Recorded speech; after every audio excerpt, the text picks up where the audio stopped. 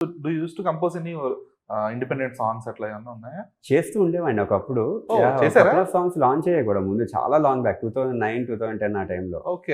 ఎన్ని చేసుంటారు మొత్తం? అరౌండ్ ఒక 3-4 చేశాను. తర్వాత నేను షార్ట్ ఫిల్మ్స్ కూడా చేశాను కొన్ని కపుల్ ఆఫ్ షార్ట్ ఫిల్మ్స్ కూడా. ఆనిఫిలో అని వివేక్ ఆత్రేయ డైరెక్టర్ వివేక్ ఆత్రేయ ఉన్నారు. అతను నేను కలిపి అతనితో కొలాబరేట్ ఒక మూవీ, ఒక షార్ట్ ఫిల్మ్ చేశాను. కపుల్ ఆఫ్ షార్ట్ ఫిల్మ్స్ కూడా చేస్తూ ఉండేవాడిని. బట్ ఎందుకని ఇప్పుడు తర్వాత ఆపేసారు independent music?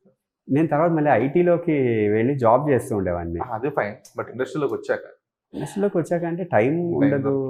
At the same time ఇంకొకటి ఏంటంటే, నాకు స్పెసిఫిక్గా షార్ట్ ఫిల్మే చేయాలి లేకపోతే ఇండిపెండెంట్ సాంగ్ చేయాలని కాకుండా, నాకు నేను ఏమన్నా ఒక వర్క్ చేసుకుంటే దానికి నాకు నేనే ఒక ఎక్స్పీరియన్స్గా నాకు పాజిటివ్గా వచ్చింది. ఇది ఏమన్నా కొంచెం ఒక ఫ్యూచరిస్టిక్ ఆరాలో ట్రై చేశానా, నెక్స్ట్ రాబోతున్న కొన్ని సబ్ జానర్స్ ఉంటాయి మ్యూజిక్లో, ఆ సబ్ జానర్స్ నేను ఎక్స్ప్లోర్ చేస్తున్నప్పుడు నాకు నేను ఎగ్జైట్ అవుతూ ఉంచడం తప్ప, బట్ అది మూవీ ద్వారానే ఏదో రకంగా బయటికి రావాలి. దానికి visual should be one of the main attributes. ఎప్పుడైనా మనం ఏం చేసిన కంటెంట్ అవి ఏం చేయాలన్నా ఫన్ బేస్డ్.